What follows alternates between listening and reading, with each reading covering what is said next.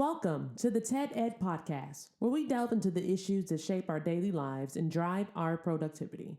We confront topics that matter deeply to all of us, from healthcare and affirmative action to voting rights and monetary success and failure. We cover it all. And yes, we dive into the complex world of politics, exploring how our country has evolved from slavery to the 21st century.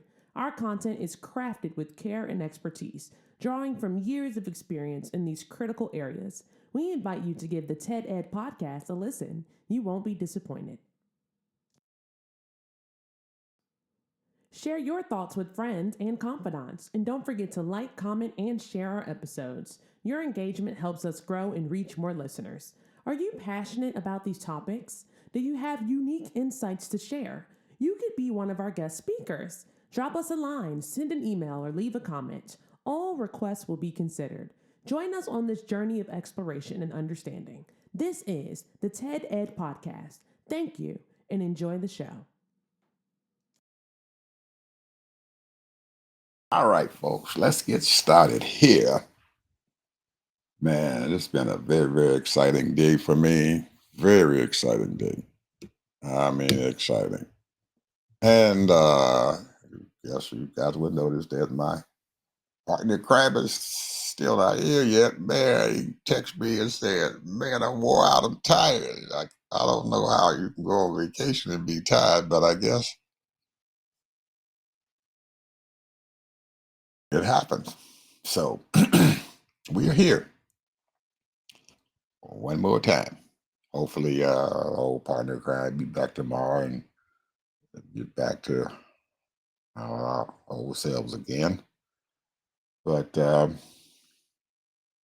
man, I have to just let everyone in the audience and stuff know that I enjoy doing our show here, and we hope that you guys will come and subscribe to our channel and watch our show. It's an enjoyment for us, a true enjoyment. So let's get to some of the good things that are going on. We have to talk about our tariffs. We cannot get by that. I mean, we can't get by it. It is something that we have to deal with no matter what. And man, first of all, why in the first place did this man and even try to enact a tariff in this country? Second of all, this tariff thing has completely destroyed our trading. It has created a huge problem with our trading partners, especially Canada and Mexico. It's created problems and stuff with the European Union. It's created problems with the Pacific Rim. All those countries over there in the Pacific Rim, we know about them. They got South Korea and Vietnam, Thailand. Man, you can Taiwan. You can just keep going and going and going and going and going over there. There's a lot of small countries over there that depend upon trading with the United States. They produce a myriad of things that we use every day. They produce it. The quality of the products that they are producing and everything is great. Um, I myself buy stuff that I know is being produced in one of those little small countries like Vietnam or Cambodia or South Korea or someplace. And I don't have any problem with it. Price is right, fits me very well, even though they're little small people. It's kind of hard to deal with the big guy like I. Anybody that's over almost 300 pounds, those guys and stuff are kind of hard to fit, but I manage.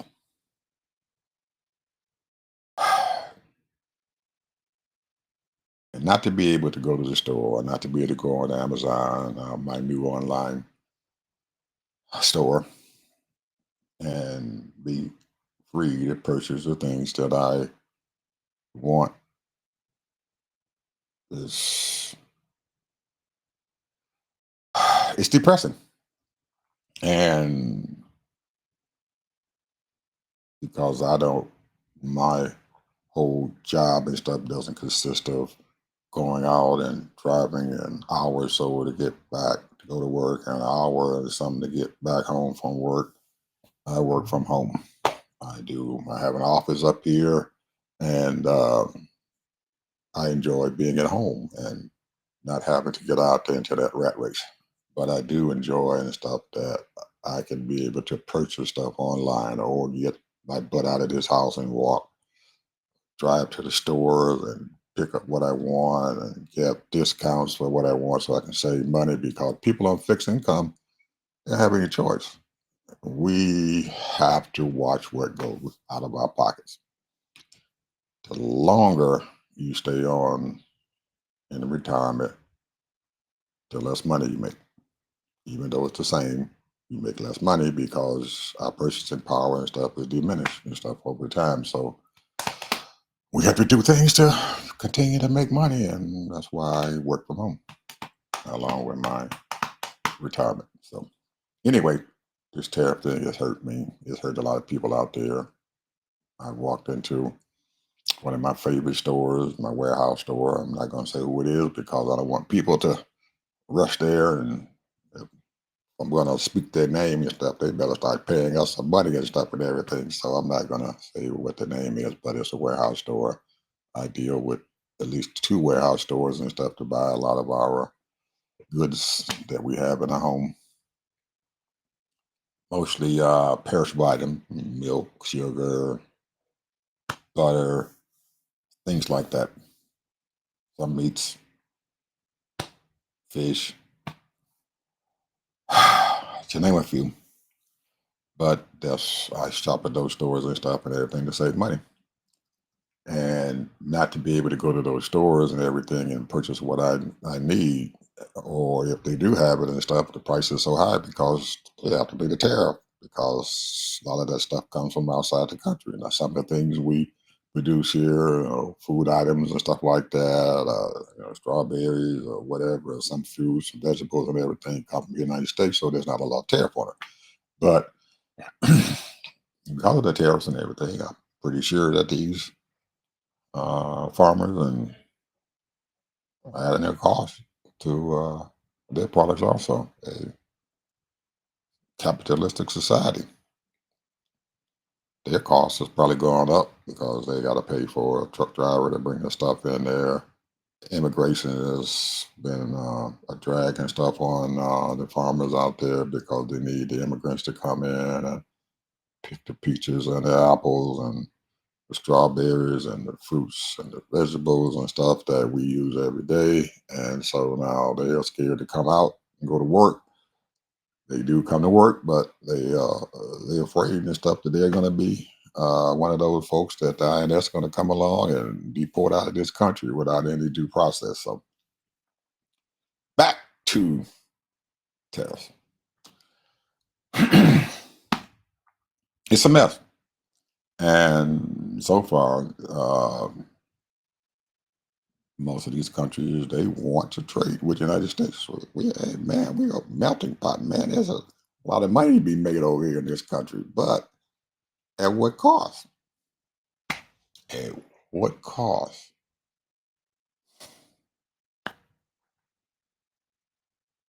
Hmm. Well, would you trade with someone that you can't trust? I know I wouldn't. I would not trade with anybody that I couldn't trust.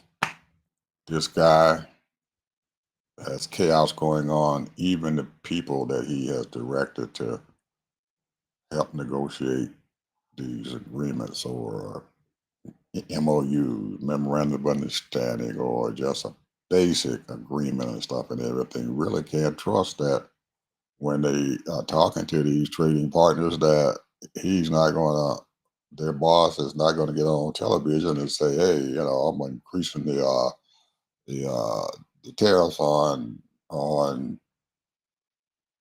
steel and aluminum 50%."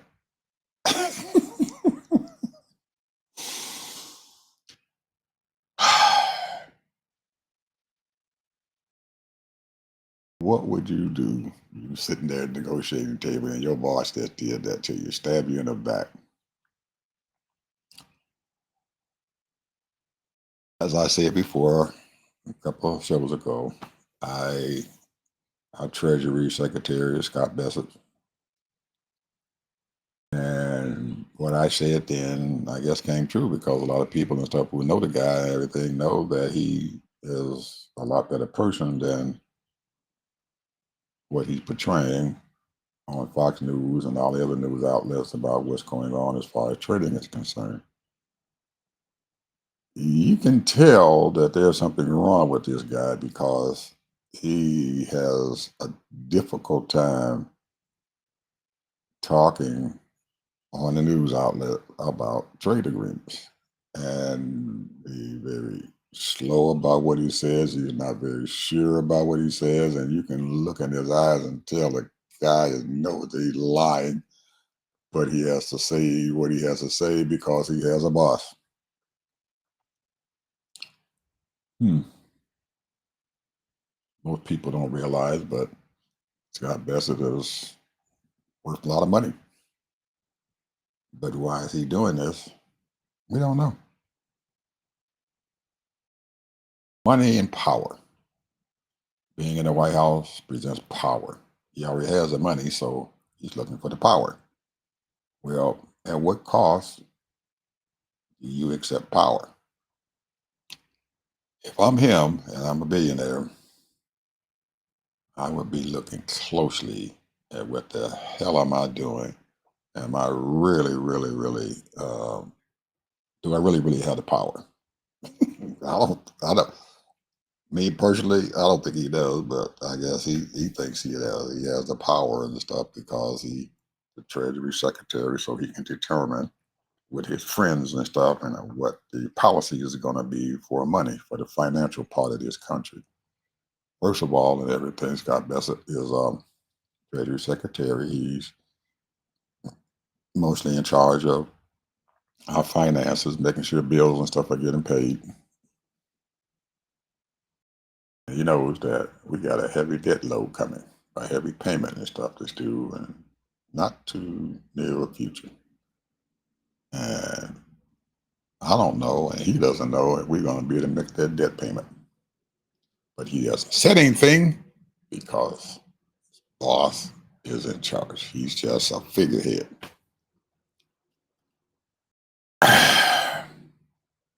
We don't get this tariff stuff lined up, we're going to have one hell of a time and stuff trying to pay off our debts or trying to get anybody to buy our debts because the tariffs and the debt are two horses, two people riding the same horse. Two people riding the same horse. Our trading partners, a lot of them are holding our debt. We can't trade with them and negotiate with them and everything. Damn you, we ain't gonna buy your debt. Chinese, Japanese, Chinese, they're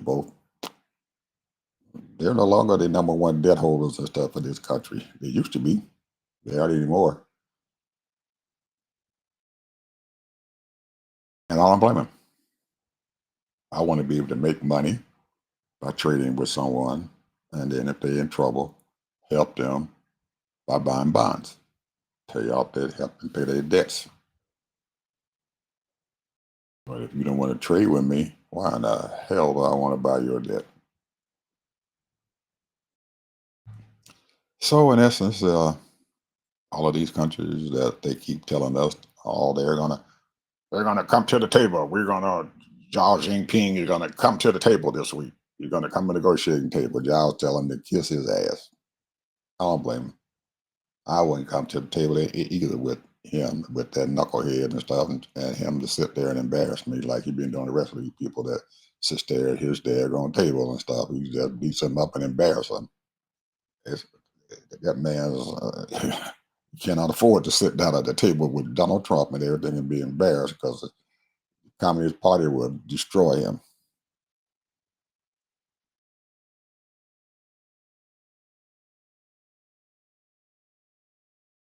Xi Jinping, today is Tuesday, and according to Trump and his boys, oh, he's coming to the table. He said that on Sunday. Yeah, oh, yeah, y'all's coming there, Chinese president, prime minister, who's coming. He's gonna come there. You're gonna come in and negotiate our trade agreement and stuff this week. He's coming, and yet still they sit up on the news item and stuff. They must think. Donald think must think people are fools. That's probably why they call him Taco Man. He's a Taco Man now. Donald, you're a Taco Man. You are the Taco Man. He hates that word. He hates that word taco man. But that's what he is. You know, he says one thing, and the next thing he'll turn around and everything, he'll give it up. He chickens out. Talks tough and chickens out. I mean, you gonna sit down and negotiate with people. You talking tough, and then eventually you gonna chicken out, and they know it. So most of the nations, the stuff we want to trade with the United States, they tell them from the beginning, hey, yeah, cut out all the tariffs. You know, we gonna come down here with you, even though we got to come down there with the tables even. No tariffs at all, zero. Take them away, or we ain't coming. And they are taking them away, so they're not coming to our table. They're not trading with us. Eventually, eventually, people, and I'm pretty sure what's going on and stuff on those docks and stuff, nobody really knows about it, but they could be at the dead of the night and everything, slipping stuff across the borders or bringing them in on these ships and everything, and unloading these huge cargo ships and everything and letting them come in and nobody saying anything about it because these stores got to be supplied and you cannot afford to have Walmart and Kroger and Publix and Jewel Osco and all the rest of those stores and everything with their shelves empty. Can't have it. So there's probably some things, some dealings and stuff going on underneath the table and everything. And some of these products are still coming into this country under the cloak of darkness. And they are being shipped out and moved around the country, put into warehouses and have a truck come there and everything at the nighttime and put that baby onto another truck and everything and ship it out to these other stores and everything. It's probably happening. I wouldn't blame him if it is. Donald doesn't know what the hell's going on. He's too stupid to even realize what the heck is happening out there. So, caused by now, people, if things are going the way they said it was and everything, these shelves in these stores will be completely empty. You walk into these stores, they're not. At least the ones around here. Now, other places, they may be empty, but not here. So, tariffs, that's it. We need to get this thing straightened out. Eventually, they hopefully the court ballot and everything will go through and it'll pass through muster and everything because this man has no legal right and no constitutional right and stuff to even pass the tariffs and everything, even use it. And as a lot of those folks up there, billionaires on the top and everything, thought that Trump and everybody would he would just give it up and everything and blame the court and everything for it and leave that tariff shit alone. He got enough chaos going on, but he didn't. He had a chance to get out of it gracefully. Now he's gonna have to get uh, yes, the courts and stuff going to eventually rule and say, "Yep, you know, you shouldn't have did it." So anybody in between that time span who paid the tariffs and everything, that money's going to come back into their pockets. So they're looking for a big rebate check from the federal government. Chaos, chaos, chaos. Your boy likes to operate in chaos. And that's what we got. Chaos all around us.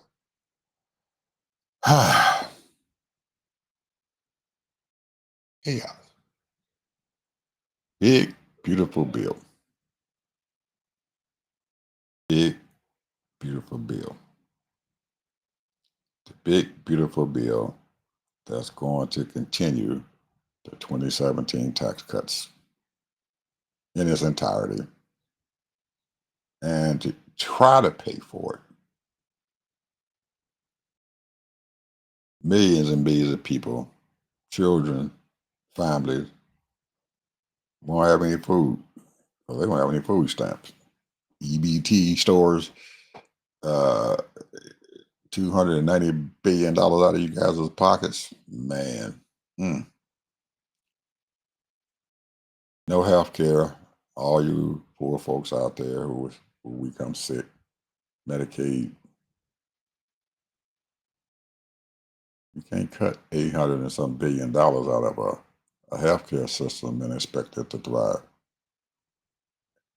Heck, they, even without this stuff, the Medicaid industry was having a problem trying to deal with the amount of people and everything now who want to get on Medicaid.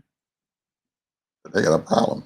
They can't handle them. They don't have money. They can tell people we don't have the money and stuff to keep you to pay for this for you and everything, or they a module of problems there. So you don't have enough right now, and then you taking away. Not very good math, people.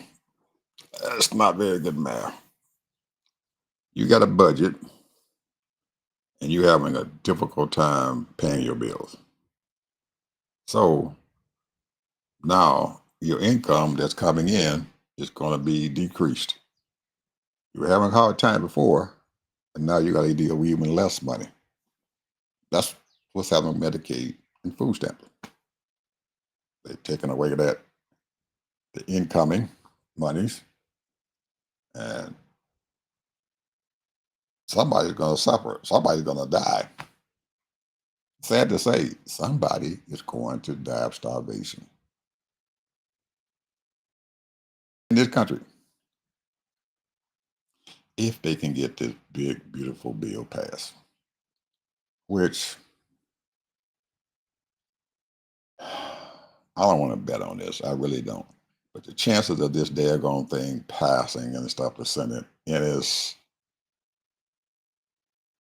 and what the bill that was sent to the Senate is probably going to go back to the House. They're probably going to pass something in the Senate, and they're going to send it back to the House to get them to approve it also. So until they can rectify it and everything looks good and it's the same bill, it'll keep going back and forth and everything, and they keep playing games with it. We know the House probably gonna whatever's gonna happen, House gonna put their little bill together and everything, and it won't be the same. So it's not a reconciliation bill because it's not the same. It has to be the same bill. Both houses, Senate has to pass the same bill. So this is just what we're gonna pass. It's absolutely the same, and it's reconciled between both houses because it's the same. Nothing different. It can't look like that. It has to look like that. So chances of that happening is probably slim, but heck, with the Donald, you never know because these people are scared to death of him. Are scared to death of him. So probably what's going to happen is some other crises are going to hit, and which is going to cause them to just throw that big beautiful bill by the wayside for a while and deal with the crisis. And that crisis is the debt ceiling. It's coming. They're going to have to increase the debt ceiling so they can have money to pay their bills. If they don't do that, this country will be bankrupt. Most people out there who are fighting and trying to make their ends meet aren't even thinking about this because they got enough stuff on their hands right now. They got enough stuff going on right now trying to live. Can you imagine having to use your credit card to buy your groceries? You don't have the money to buy groceries. So you use your credit card to buy groceries so your family can eat. Does that make any sense? Not to me, it doesn't. That you're so desperate that you got to use your credit card to buy groceries for your family. Credit card is used to buy items and stuff that you can take it or leave it, like your refrigerator or your stove or something like that, or your car or whatever. Not to buy your groceries.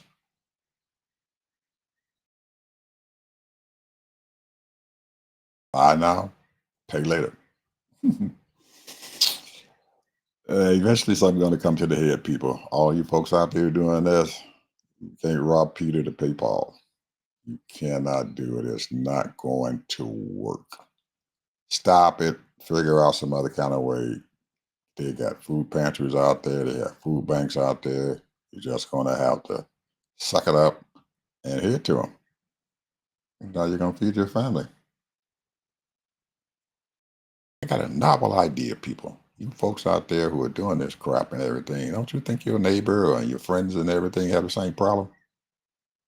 Maybe think about building a co-op. Think that might help? Now listen to this. A co-op. You have friends, families, and you want to start a co-op. Well, what does a co-op mean? That means that you pool your resources together for the good of all. Don't forget what I just said. Pool your resources together for the good of all.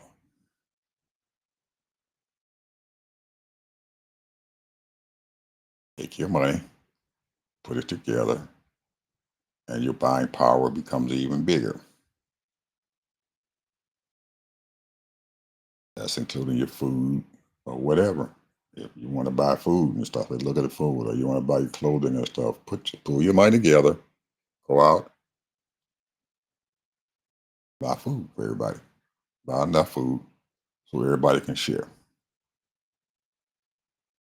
Go to these big box stores, buy these huge boxes or whatever, big old boxes of rice, big old bags of flour and all that other stuff, and you take it and you break it down and stuff, and everybody share.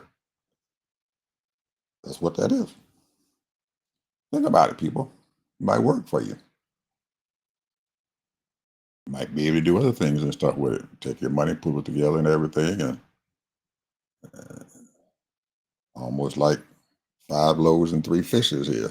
You pool all your money together and everything, just like you go to those folks who are in church and everything. They take their pennies, nickels, and dimes, and they dump it into a bag. They got a penny, he dumps his penny in, and once you keep dumping all your pennies, nickels, and dimes in there and stuff, you have a lot of money. Your buying power becomes even greater. Co-op, people, think about it. If you want to survive out there in this world today, you're going to have to get creative, very creative. I know we get creative here in our family and stuff. I go by, son go by, they go by, put it all together in the refrigerator, and we can all eat. We can all eat. Somebody buy this, somebody buys that, somebody buys that. We can all eat. We're gonna share it. So we make it on through. Our big old bags of toilet paper, towels.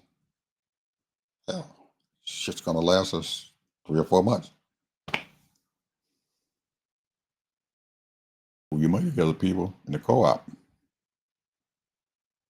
My big old bag and stuff won't last you guys on 3 or 4 months, but at least it'll get you through. Think about it. It can work for you.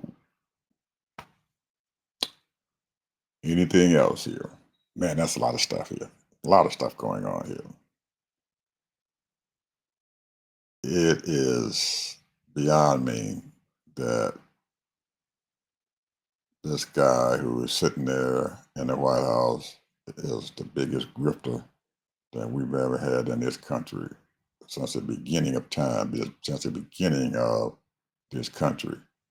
In the olden days, they used to bring these grifters. They used to get their little wagons. They come into these little towns and everything and sell their little elixirs and stuff to everybody around there. Cure all elixir and stuff, and nothing but alcohol. A lot of them mixed into it. Anybody know what laudanum is? Hmm. Look it up. Google it.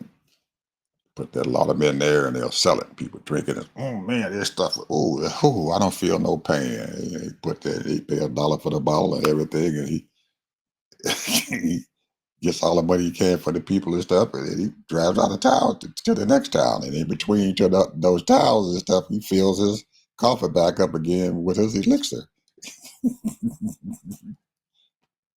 A little alcohol and a lot of them in there, mix it up together and everything, put a cork in it. Hey, here to the next town and make me some more money. Those are grifters. That's what we got sitting in the White House. He's a grifter. He's riding around his world and stuff and everything and selling everything he can. And these people are buying it. They're letting him, not him, but they building hotels and putting his name on it and paying him for it. His name on it. There's a Trump hotel over there in Vietnam. They didn't expect it, but they did. They building a hotel for him over there in Vietnam. And put Trump's name on it, so people are gonna come because it's got Trump's name on it. He's a businessman now. He can do that. He's been doing that for a long time. A long time. He got his name on a lot of places around here and all over the world. Trump's golf course over there in Ireland or someplace and everything. And he got another one, Doral, Trump Doral. Hey, he's selling his name. He's doing it every day. Hey, look at our athletes. Name, image, and license. They're selling their names. Most of these huge ballparks and football fields and stuff, they don't have the town's name on it anymore. They got a company's name on it. Mercedes-Benz Stadium here in Atlanta, Georgia. Oh man. Reliant station up there in Nashville. They got all these places around here, these big companies and stuff, and they have their name on these daggone stadiums. They pay a lot of money to have their names on these stadiums. Yeah. Sports is big business. So, hey, everybody knows how to make money now, right? Okay.